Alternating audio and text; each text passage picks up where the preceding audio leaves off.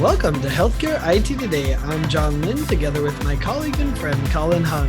The world of technology and healthcare are ever-changing in new and novel ways, and that's why we love this stuff. So join us as we discuss the latest healthcare and health IT news, meshed together in new ways, which help generate ideas and new perspectives.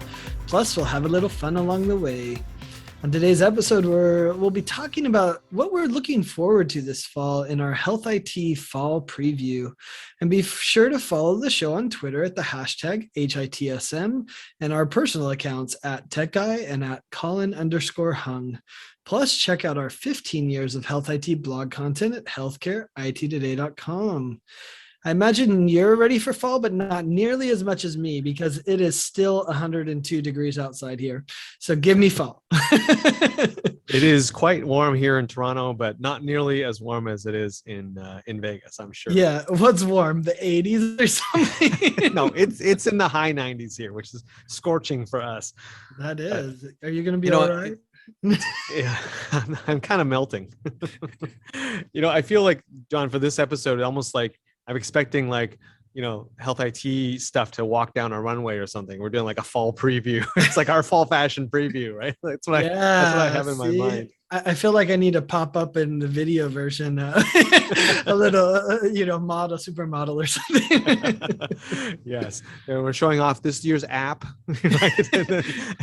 It kind of is like, that's what we should talk about this one. Who are we interested in watching? That's true. In fact, that's really what I was going to ask you, John, is what companies you think are we going to be talking about this fall?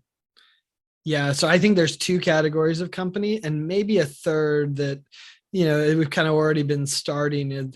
And the first category of company is all the remote patient monitoring companies.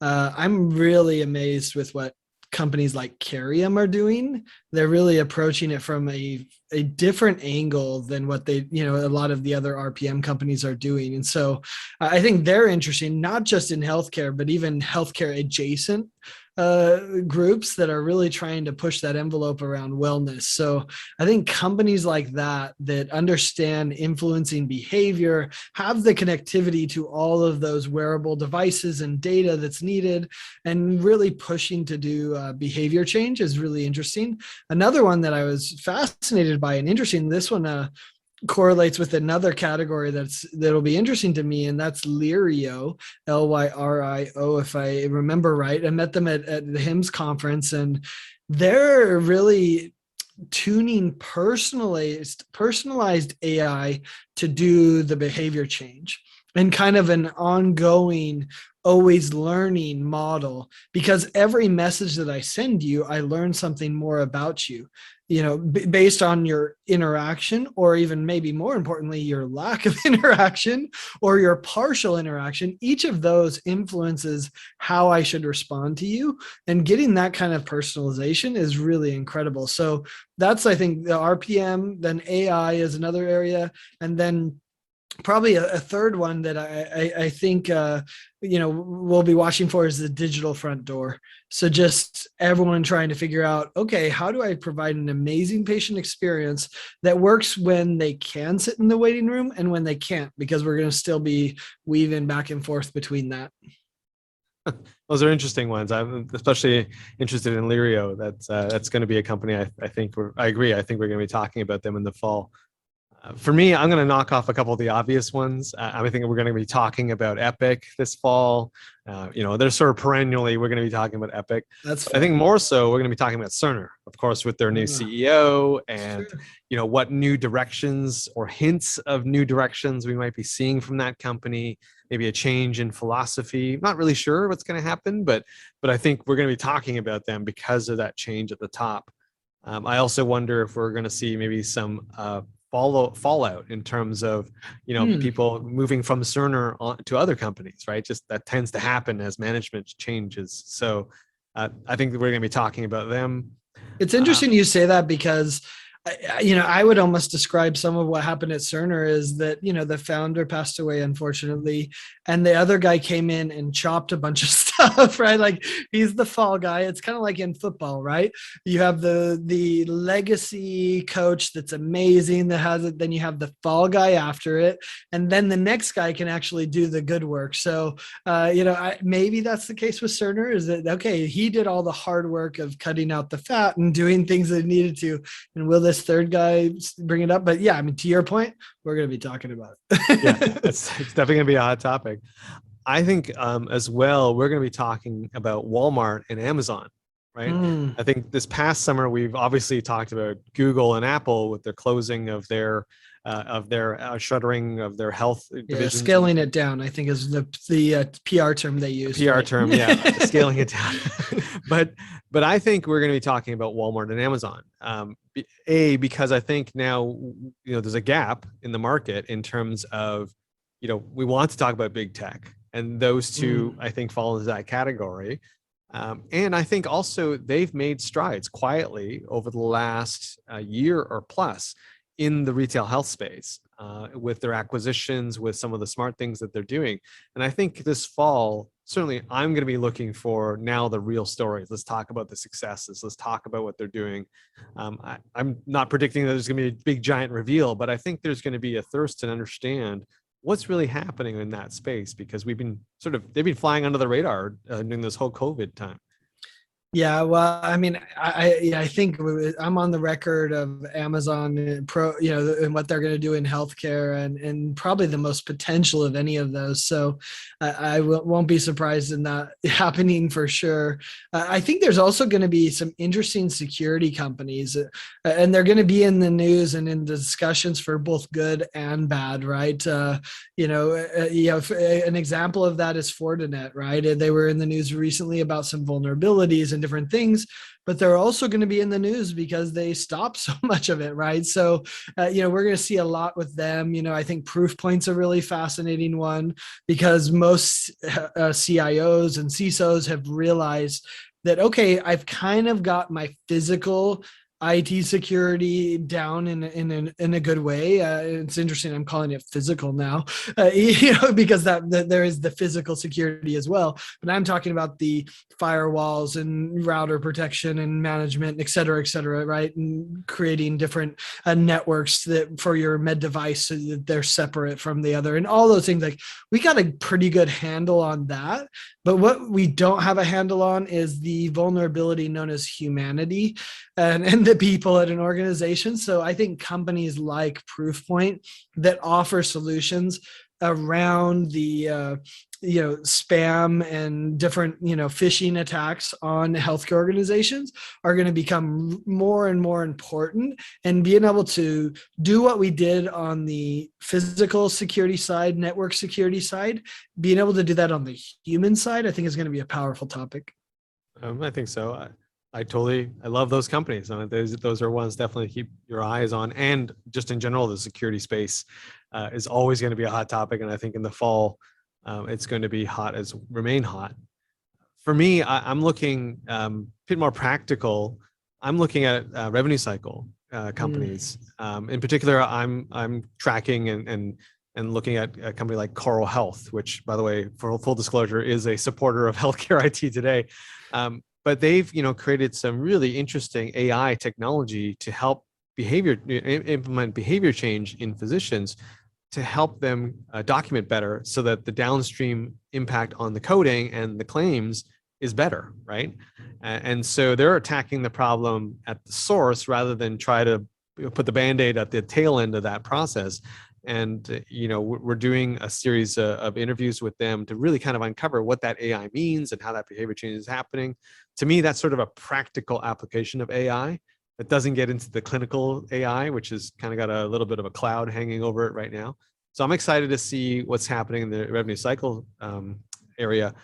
Also because we're getting towards the end of the year, right? And there's going to be a bit more focus, I think, on the year ends and the revenues and collecting and doing all these things. So I think that comes into a lot more focus as people start to plan for 2022 and try to close off 21.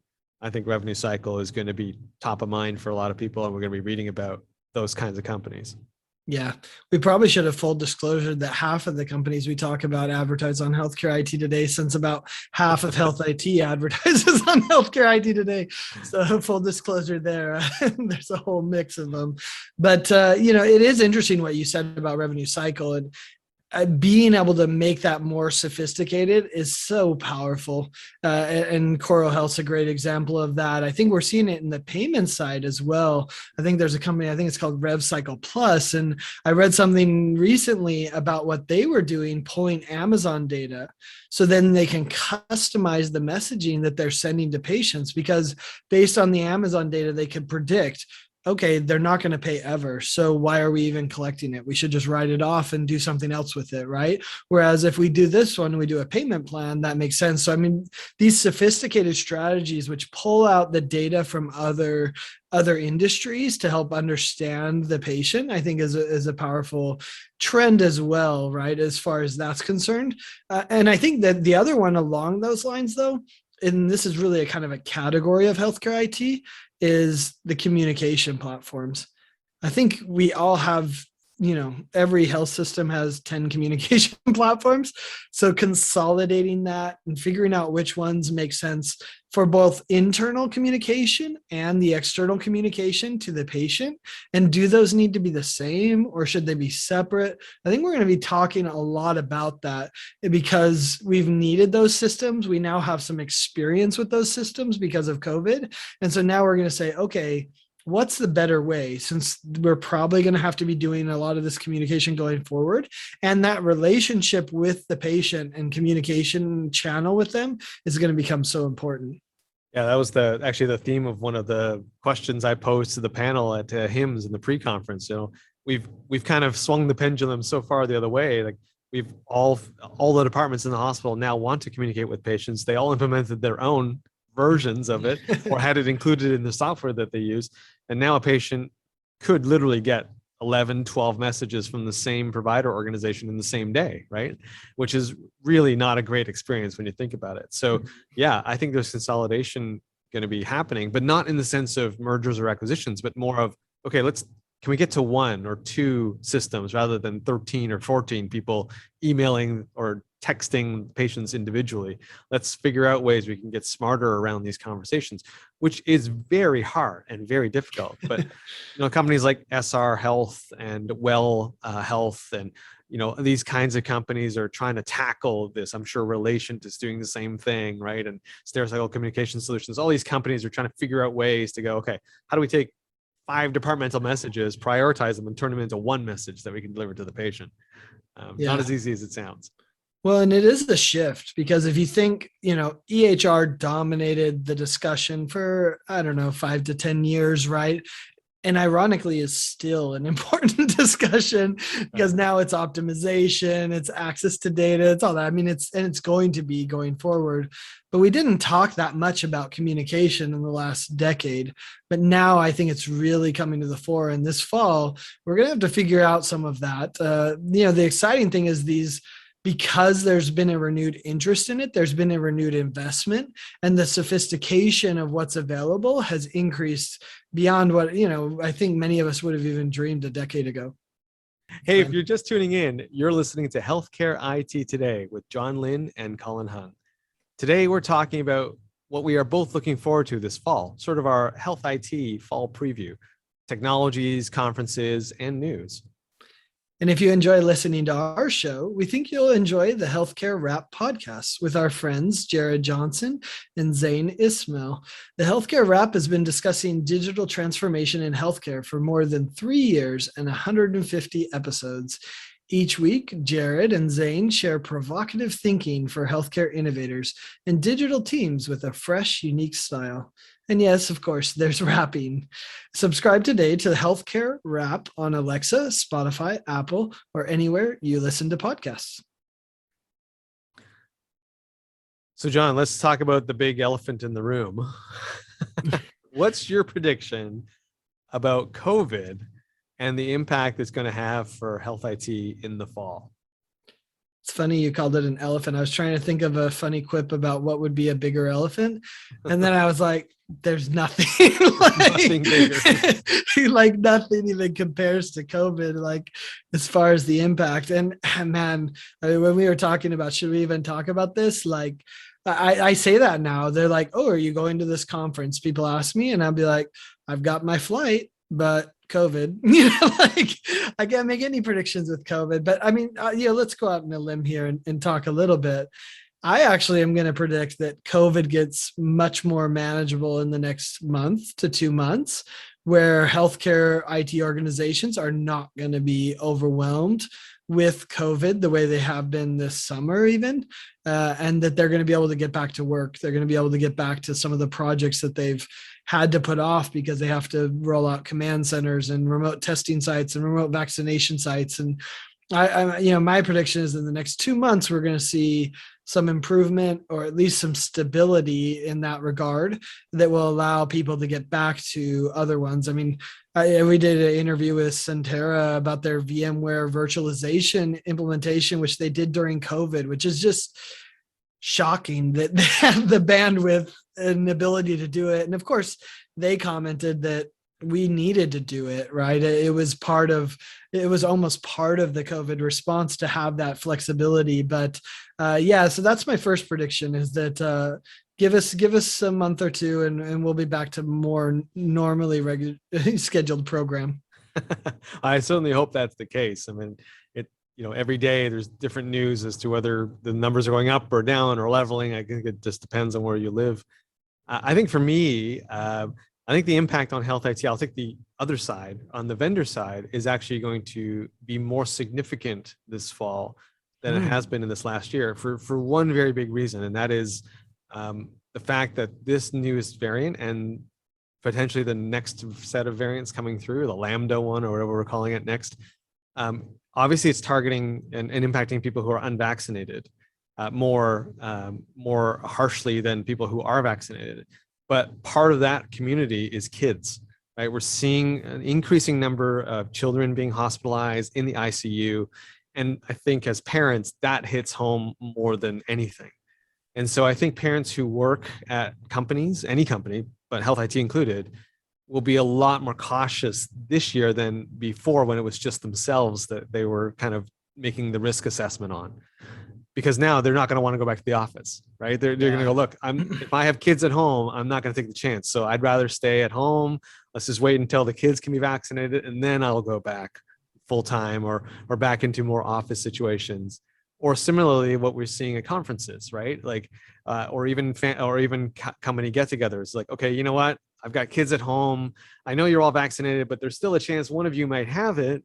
So I just don't want to bring that back to my house because my kids have no protection. So I think we're going to see kind of I don't want to say reversal, but okay, you know what? We're referring to the next 6 months. We're still going to be working remotely. We're not coming back to the office. And so I think that's going to delay the sense of returning to normal from at least a worker standpoint. Yeah, and I'll piggyback that prediction a bit as far as, okay, what's the future of remote work? I think we did see kind of a trend with a number of organizations. It's like, come back to the office. And I think many of them were, okay, maybe we'll do hybrid going forward, but maybe not. They were kind of on the fence. And I think in the fall, we're going to see it cemented in that, hey, the future is going to be a hybrid environment. And, that may look different at different companies depending on how far people live away. I saw a recent piece of data around an organization in New York. And obviously it was clear the ones that lived in Manhattan came into the Manhattan office much more often, and those that were further out didn't. And so I think there's going to be like a cementing of that says, okay, if you chose to live somewhere else, then you're not going to come in, and it's going to be a more reasonable expectation. Whereas I think for a number of organizations, they were saying, no, I want you in here 3 days a week and whatever it might be, or even 5 days a week in Epic's case and other ones, right? I was going to say, John, are you singling out Epic there? Because it sounded like you were. I wasn't, but they should be. But but I mean, hopefully even they'll they'll get a maturity in their approach to it, right? And I think that's a good thing. We're seeing the same thing on the recruiting front. That's waking up a lot of organizations where it's like, if you're not offering flexibility, they're going to go other places. And right now, health IT in the fall has not been slowed down by COVID in any way, and as I see it. In fact, if anything, it's accelerated the number of vendors and companies that are hiring. Maybe on the provider side, it's slowed down the hiring some, but they got enough stimulus, they got enough recovery. Even there, it seems pretty strong. So I think we're going to have a strong job market for health IT professionals, and that means retention of your employees is going to become more and more important. Yeah, no, I agree with everything you just said there. I also think what you said earlier around us learning to live and deal with COVID, by the end of this year, we'll have 2 years of experience, right? And I think it will start to decline, at least in terms of the mental space that we're dedicating to thinking about COVID will start to decline, even though this disease might still be around, right? I just think we're now used to potentially masking up inside of buildings. We're used to, okay, if we're going to go get together in a large group, you're going to have to prove you're either vaccinated or take a test. Like, yes, I know there's some controversy around that, but I think it's going to become like, okay, like that's just something we have to do. When we're going to really think about whether or not we need to get together for meetings, or if we can just do it remotely, or if it can just be done by emails. All those things, I think we're going to be learning. We're going to be now more accepting of, and so therefore it'll just seem a little bit more normal. Talking about controversy, what did you think of Delta charging those that are unvaccinated $200 more for their health insurance, which is a fascinating move by them? I'm interested to see how it plays out, how the reaction is. So instead of saying you have to be vaccinated, said, fine, you're not vaccinated, let's put the cash there, right? And it's $200 if you don't do it. Someone compared it to seatbelts, and that it didn't really happen until the dollars were there to actually penalize you for not doing it. I thought that was an interesting comparison. But then people also raised on the other side the question, so like, okay, so should you do the same for those that smoke? Should you do the same for those that, insert bad habit that you, don't like? Is that going to be, is that going to be a Pandora's box of other things? And then of course there's plenty of legal questions, but I thought it was an interesting move to say, hey, I'm not going to force you to be vaccinated, but you've got to pay for it because you're going to increase our insurance costs if you're not vaccinated. Yeah, I think I think it has opened a Pandora's box on many fronts, but that one, I think it will. I think it's hard to argue on the other side of that, right? To say, well, it's true. Like the numbers are there. If you do get COVID and get hospitalized, you're going to cost more. And if you're unvaccinated, you're 10 times or 20 times more likely to be hospitalized, right? Yeah. So therefore you should pay more. Similarly with smoking, maybe we could do a whole episode on this, but I think it's hard to argue the other side and say we should be equitable and fair to everybody, right? Yeah, why should everyone else be paying for you because you didn't want to get vaccinated? But then it gets even more, religious exemptions, medical exemptions. I mean, maybe they have those involved too. It's tough. It's tough. I mean, it's not. I don't want to say it's an easy road, but it's hard to argue the economics. And this is what Delta is saying. Is it's purely an economic statement. Right? This is not a statement on vaccines. It's just a statement on, look, this is what it costs us, right? And so we're going to charge these people more. Quick way to end off this episode, John. We're getting to the end of it. What conferences are you looking forward to this fall? Well, I mean, given this COVID talk, who doesn't want to go to San Diego in October for MGMA and Shine back to back? I think that's going to be a welcome relief, and I think it's a good place to hold it. Events in San Diego are great. So those are two that I'm really interested to see. I think MGMA has taken an interesting approach. They do the in-person with no virtual the 1 week in October in San Diego. And then I think it's 2 weeks later or something like that, they're doing a dedicated virtual. So they understood that if you have an in-person and a virtual at the same time, there's kind of a haves and haves not, perspective there. So they separated them, which I kind of like that approach. So, and what's interesting, you can participate in both if you want, which, we'll see how that plays out. So those are two that are probably top of my list right now. Yeah, for me, MGMA always top of a list for me, but also because this year their approach to the hybrid event is unique. Yeah. So I'm really looking forward to actually being at both the in-person, hopefully, fingers crossed, and at the virtual one. I'm looking forward to HLTH Health in Boston. You've never been, so I've never been. Yeah. So this is going to be kind of interesting. I'm really looking forward to that one, especially with all the changes and things that are happening there, and the excitement that I think people are feeling about going to that event. are you more excited for HLTH or are you more excited for the seafood? I know about you in Boston. Yeah. So I will plead the fifth, You'll say but yes. but I will say that I will be having a lot of lobster rolls while I'm there. That's I will say that. Well, there has to be a cannoli run and a visit to the North End for me. So I feel you, Boston's great for that. I think it's going to be interesting to see how they do it. Obviously, they've required vaccination. MGMA has required vaccination as well. I won't be surprised if Chime does, or I haven't seen either way, but I think that's the reality. And I don't see any reason why they wouldn't keep doing that. So I think that's good. But we'll see how many people really go to HLTH, to health, and to these other events. I think, as we said in our last episode, the fact that HIMSS was able to do it with Delta spiking probably bodes well for many of these conferences. And then, of course, I have some in Vegas too. So HCIC is coming to Vegas. It's always nice when they come to my home. It's partially why I live in Vegas. So it'll be fun to see some healthcare marketing people there. Yeah, we'll have to give a shout out to one conference that's completely virtual that I'm looking forward to is AHIMA. They won the 2021 Medici Hitmake Award for virtual event of the year.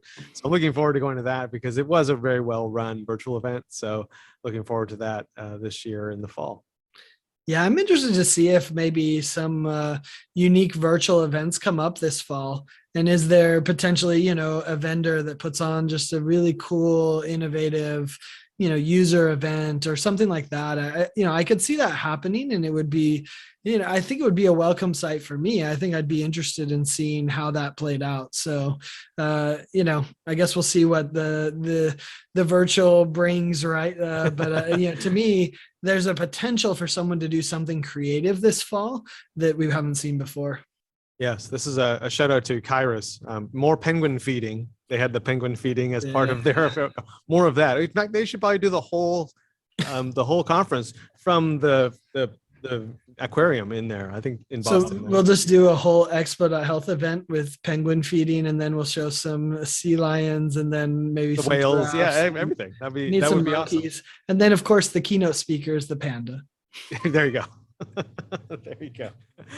Hey, thanks to all of you who tuned into this episode of Healthcare IT Today. For more details about our show, check out the programs page on healthcarenowradio.com. And please share your voice and engage with the community at healthcareittoday.com and on Twitter using the hashtag HITSA. I'm Colin Hung with my friend and health IT collaborator, John Lee. Thanks for listening and have a great week.